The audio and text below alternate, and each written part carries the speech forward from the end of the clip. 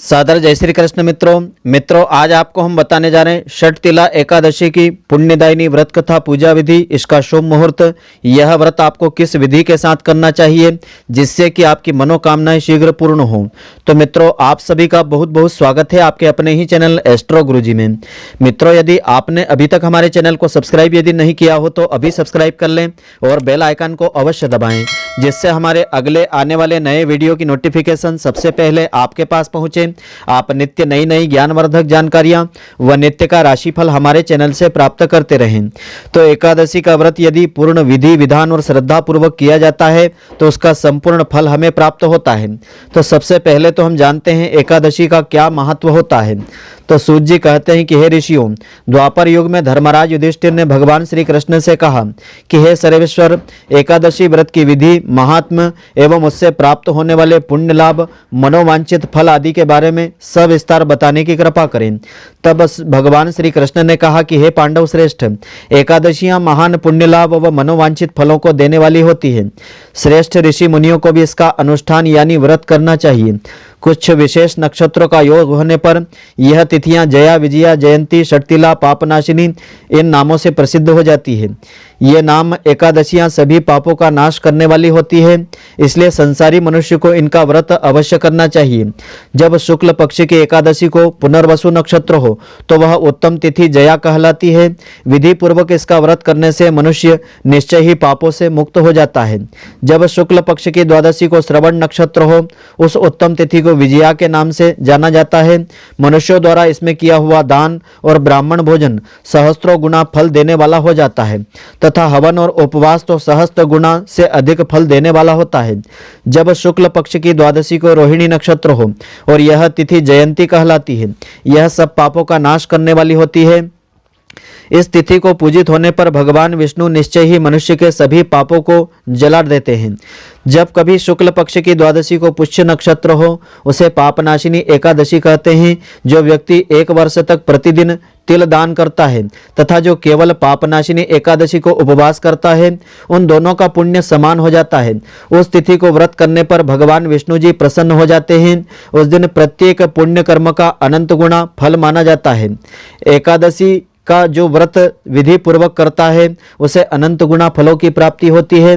वहीं माघ मास की कृष्ण पक्ष की जो एकादशी होती है, इसमें तिल का 6 प्रकार से प्रयोग किया जाता है। इसी कारण इसे षटतिला एकादशी कहा जाता है। तो धर्मशास्त्रों के अनुसार इसका व्रत श्रद्धा पूर्वक करने से समस्त पाप जल करके भस्म होते हैं। कायिक, वाचिक, मानसिक पापों से मुक्ति मिल जाती है। पुष्य नक्षत्र में पड़ने वाली एकमात्र पापनाशिनी एकादशी का व्रत करके मनुष्य 1000 एकादशियों के व्रत जैसा लाभ प्राप्त कर सकता है। उस दिन स्नान, दान, जप, स्वाध्याय, देव पूजा आदि जो भी शुभ कर्म किया जाता है उसका अक्षय गुना फल प्राप्त होता है। इसलिए सभी स्त्री पुरुषों को अपनी सामर्थ्य शक्ति के अनुसार व्रत अवश्य करना चाहिए। तो भगवान विष्णु जी की कृपा और पुण्य संचय करने के लिए एकादशी का व्रत किया जाता है। व्रत उपवास में अंतर होता है। किसी भी व्रत में प्रचलित परंपरा के अनुसार सागार, फलाहार आदि लिए जा सकते हैं, परंतु उपवास अधिकतर निराहार किया जाता है। त्रिस्पर्शा पक्षवर्धिनी एकादशी अधिक महत्वपूर्ण एवं फलों को देने वाली मानी गई है। इसी प्रकार 10वीं तिथि को दिन या रात में एकादशी हो तो द्वादशी युक्त एकादशी का व्रत करना उत्तम हो जाता है। भगवान महादेव ने पक्षवर्धिनी एकादशी का महत्व श्री नारद जी को बताया था कि यदि अमावस्या या पूर्णिमा 8 दंड की रहे, दिन रात अविकल रूप से रहे, दूसरे दिन प्रतिपदा में कुछ अंश इसके चले जाए तो उस पक्ष की एकादशी पक्षवर्धिनी एकादशी मानी जाती है। इस एकादशी का व्रत अधिक पुण्यदायिनी और फलों को देने वाला माना गया है। तो जो भी भक्त स्त्री पुरुष पक्षवर्धिनी एकादशी का महात्म सुनते हैं, पढ़ते हैं, वे उस पुण्य के भागी हो जाते हैं। इस पक्षवर्धिनी एकादशी के समान ही त्रिस्पर्शा एकादशी के व्रत का वर्णन धर्मशास्त्रों में किया है। यदि किसी एक तिथि के दिन एकादशी, द्वादशी तिथि हो तथा रात्रि के अंतिम प्रहर में त्रयोदशी तिथि आ जाए तो ऐसी एकादशी त्रिस्पर्शा एकादशी कहलाती है। इसका व्रत करने से अनंत पुण्य फलों की प्राप्ति हो जाती है। तो हमारे शास्त्रकारों ने व्रत का स्तर अलग अलग प्रकार से बताया है। आप अपनी भक्ति श्रद्धा के अनुसार जो भी संभव हो कर सकते हैं। तो एक तो बताया है निर्जल व्रत, दूसरा उपवास व्रत, तीसरा केवल एक बार अन्न रहित दुग्ध आदि पेय पदार्थ उसमें ग्रहण करना होता है, चौथा नक्त व्रत यानी दिन भर उपवास करके रात्रि में फलाहार करना, पांचवा है एक भुक्त व्रत, किसी भी एक बार फलाहार लेना, अशक्त, वृद्ध, बालक, रोगी जो भी यह व्रत नहीं कर सके यथासंभव एकादशी के दिन अन्न का त्याग तो कर ही देना चाहिए। तो वर्तमान समय में सांसारिक मनुष्य की स्वाभाविक प्रवृत्ति भोग विलास आनंदपूर्ण जीवन की ओर अधिक रहती है।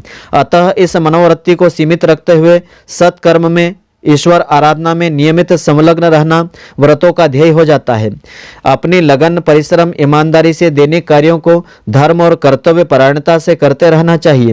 मन वचन और कर्म से भगवान को साक्षी मान करके अच्छे कर्म ही करना चाहिए। इससे एकादशी के व्रत का संपूर्ण फल प्राप्त होता है। इसी से सामाजिक मान प्रतिष्ठा की प्राप्ति होती है, प्रसिद्धि मिलती है, यश और संपन्नता में वृद्धि हो जाती है। तो एकादशी की संपूर्ण विधि इस प्रकार से है। एकादशी को प्रातःकाल पवित्रता के लिए स्नान किया जाता है, फिर संकल्प की विधि के अनुसार कार्य हमको करना चाहिए और दोपहर को भी संकल्प की विधि के अनुसार स्नान करने से पहले अपने बदन पर मिट्टी का लेप करना चाहिए और इस प्रकार से मृतिका देवी से भूमि माता से प्रार्थना करना चाहिए कि हे वसुंधरे, तुम्हारे ऊपर अश्व रथ आदि चला करते हैं। भगवान विष्णु जी ने वामन अवतार धारण करके तुम्हें अपने पैरों से नापा था। तो हे मृतिके, मैंने पूर्व काल में जो पाप कर्म किए हैं, जाने अनजाने में जो भी मुझसे पाप हो गए हैं, उन पापों को नष्ट करने की कृपा करें। तो शास्त्रों के अनुसार दसवीं की शाम से द्वादशी को दोपहर तक निराहार रहने और एकादशी की रात्रि को जागरण करने पर ही सभी एकादशियों के व्रत का संपूर्ण फल प्राप्त होता है। जो एकादशी को निराहार रहते हैं परंतु रात्रि भर जागरण नहीं करते हैं, उनको व्रत का आधा फल प्राप्त होता है।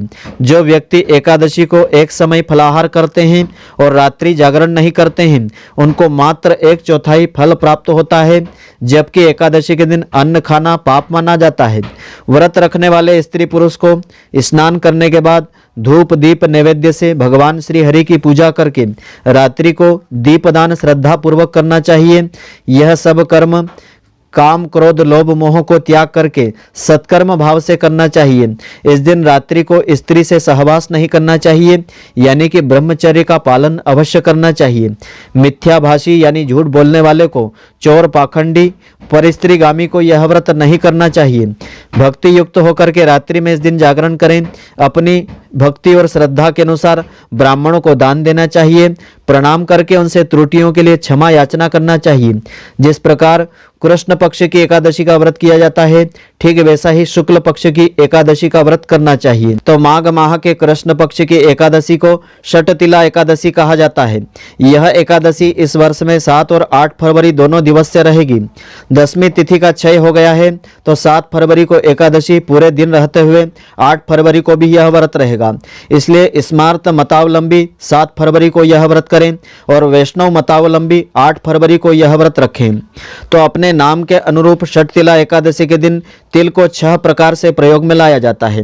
इस दिन तिल का उपटन लगाना चाहिए, तिल मिश्रित जल से स्नान करना चाहिए, तिल से ही तर्पण करना चाहिए, तिल से हवन करना चाहिए, तिल का ही दान करना चाहिए और तिल का ही सेवन करना चाहिए।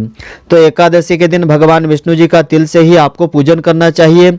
इससे समस्त प्रकार के सुख प्राप्त होते हैं, वैभव प्राप्त होता है, भोग और मोक्ष फल की प्राप्ति हो जाती है। तो किस प्रकार से आपको षटतिला एकादशी का व्रत रखना चाहिए? किसी भी एकादशी के व्रत में संयमित जीवन का बड़ा ही महत्व बताया है। तो व्रत से एक दिन पूर्व व्रत करने वाले को व्रत का संकल्प लेकर के काम क्रोध लोभ मोह से दूर हो जाना चाहिए। खान पान पर निंद्रा भोग विलास से व्रत करने वालों को दूर रहना चाहिए।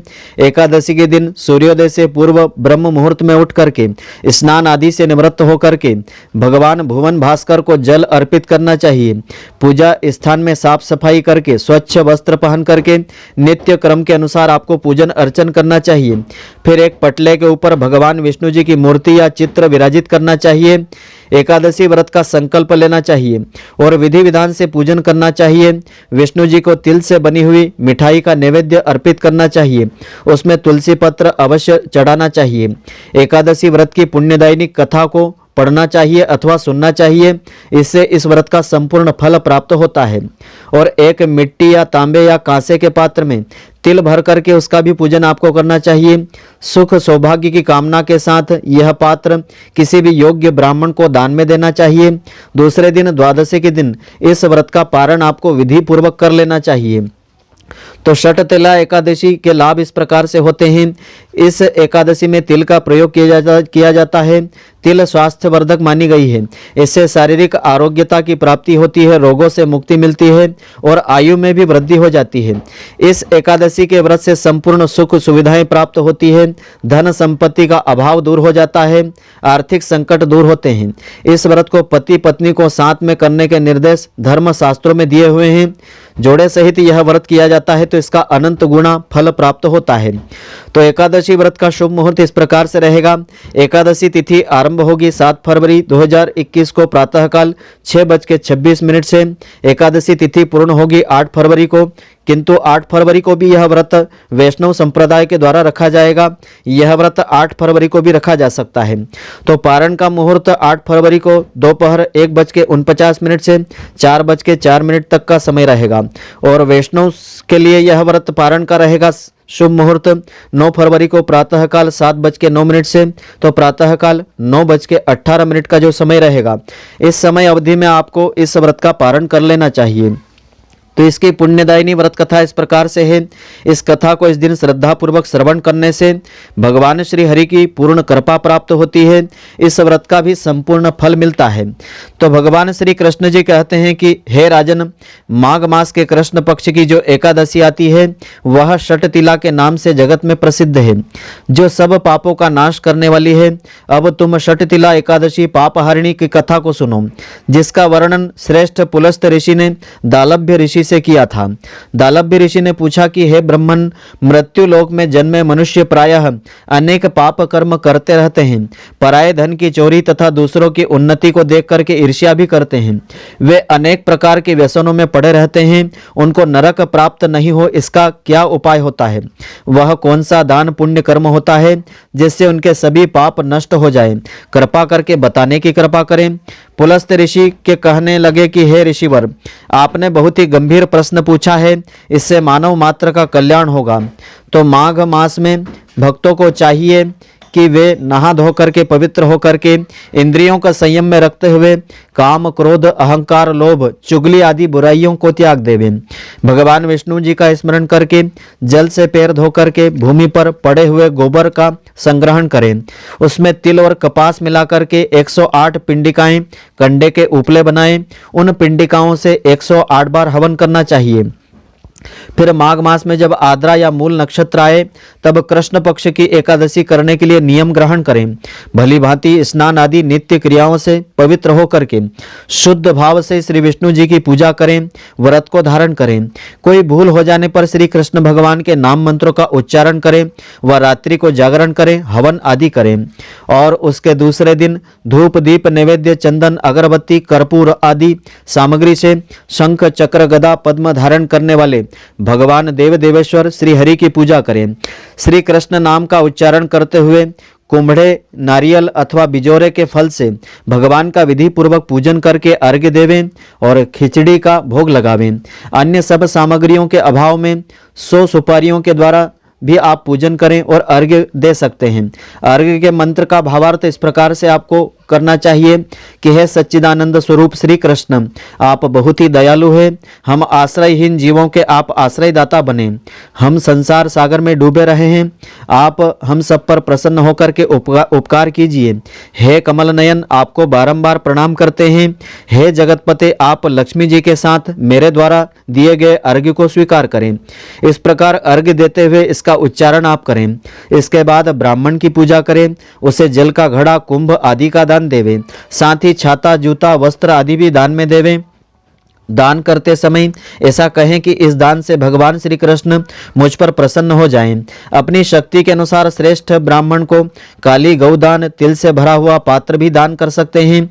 उन तिलों के बोने पर उनसे जितनी शाखाएं पैदा हो जाती है उतने ही 1000 वर्षों तक स्वर्ग लोक में व्यक्ति को वास मिलता है। तिल के 6 प्रयोग। तिल का दान इस प्रकार से होता है। तिल से स्नान करना चाहिए, तिल का उपटन इस दिन लगाना चाहिए, तिल के द्वारा ही हवन करना चाहिए, तिल मिला हुआ जल पीना चाहिए, तिल का दान करना चाहिए और तिल को भोजन में काम में लेना चाहिए। इस प्रकार 6 कार्यों में तिल का उपयोग करने से यह एकादशी षट तिला एकादशी कहलाती है। इस प्रकार तिल दान अनेक प्रकार के पापों का विनाश करने में सहायक होता है। यह कह करके पुलस्त ऋषि आगे कहते हैं, अब मैं षट तिला एकादशी की पुण्यदायिनी कथा सुनाता हूँ कि एक समय ऐसा ही प्रश्न नारद जी ने भगवान विष्णु जी से किया था। भगवान ने षट तिला एकादशी का जो महात्म नारद जी को बताया था वह मैं अब तुमको सुनाता हूँ कि प्राचीन काल में मृत्यु लोक में एक ब्राह्मणी रहती थी। वह सदैव व्रत उपवास किया करती थी। इससे उसका शरीर अत्यंत दुर्बल हो गया था। यद्यपि वह धर्म प्रवृत्ति वाली स्त्री थी, तथापि उसने कभी देवताओं या ब्राह्मणों के निमित्त अन्न या धन का दान भी नहीं किया था। यह जानकर के प्रभु के मन में विचार आया कि ब्राह्मणी ने व्रत आदि से अपना शरीर तो शुद्ध कर लिया है और उसे विष्णु लोक भी मिल जाएगा, परंतु इससे अन्नदान नहीं हुआ है। अन्नदान के बिना प्राणी की तृप्ति होना कठिन हो जाती है, उसको तृप्ति नहीं मिल पाएगी। ऐसा सोच करके उसके उद्धार के लिए भगवान स्वयं एक भिखारी बन करके मृत्यु लोक में उस ब्राह्मणी के पास गए और उससे भिक्षा मांगी। वह ब्राह्मणी बोली कि हे महाराज, आप यहाँ किस लिए आए हैं? और भगवान बोले, मुझे भिक्षा चाहिए। इस पर उसने एक मिट्टी का ढेला भिक्षा पात्र में डाल दिया। वही लेकर के भगवान स्वर्गलोक में चले गए। कुछ समय के पश्चात इस ब्राह्मणी ने शरीर त्याग दिया, स्वर्ग में आ गई। मिट्टी का दान करने से ब्राह्मणी को स्वर्ग में सुंदर महल मिल गया, परंतु उसका घर अन्न आदि सामग्रियों से शून्य रहा था।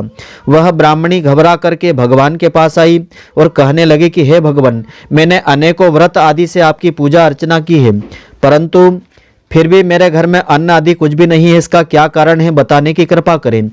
तब भगवान ने कहा कि तुम अपने घर में जाओ, वहाँ देव स्त्रियां तुम्हें देखने के लिए आएंगी।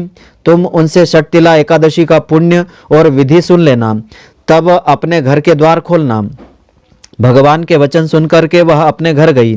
जब देव स्त्रियां उसके घर में गई, द्वार खोलने के लिए कहा तो ब्राह्मणी बोली, यदि आप मुझे देखने आई हैं तो पहले षट तिला एकादशी का महात्म्य और विधि बताएं, तब मैं अपना द्वार खोलूंगी। उसमें से एक देव स्त्री बोली, सुनो मैं कहती हूँ। उसने षट तिला एकादशी का महात्म्य सुनाया। इस प्रकार ब्राह्मणी ने षट तिला एकादशी का महात्म्य सुन लिया। तब उसने द्वार खोला। देवांगनाओं ने उसको देखा कि न तो वह गांधवी है, न आसुरी है, न मानुषी है। इसके बाद उस ब्राह्मणी ने देवताओं की स्त्रियों के कहने पर षट तिला एकादशी का व्रत विधि पूर्वक किया। इसके प्रभाव से उसके घर में अन्न आदि समस्त सामग्रियां प्रकट हो गई। तो हे युधिष्ठिर, जो व्यक्ति त्याग और तपस्या के साथ अन्नदान के द्वारा षट तिला एकादशी का व्रत भी करता है, उसकी सारी दरिद्रता दूर हो जाती है और उसे सहज ही मोक्ष फल की प्राप्ति हो जाती है। जाने अनजाने में जो भी पाप कर्म उसके द्वारा हो जाते हैं, वे पाप जल करके भस्म हो जाते हैं। तो यह जो कथा है भविष्योत्तर पुराण में वर्णित की गई है। इसमें फलाहार का विधान इस प्रकार से है। इस दिन मुख्य रूप से तिल की पट्टी का सागार लेना शास्त्रों में बताया है। तिल व खव्वा से बनी सामग्री, दूध, फल आदि इसमें ले सकते हैं। तो मित्रों, आशा करता हूं कि आपको हमारी यह ज्ञानवर्धक जानकारी पसंद आई होगी। यदि आपको पसंद आई हो तो आप हमारे वीडियो को अधिक से अधिक शेयर अवश्य करें, जिससे अधिक से अधिक भक्तजन इसका लाभ प्राप्त करते रहें, इसका पुण्य फल आपको भी मिलता रहे। जय श्री कृष्ण। आप हमारे वीडियो को लाइक करना नहीं भूलें।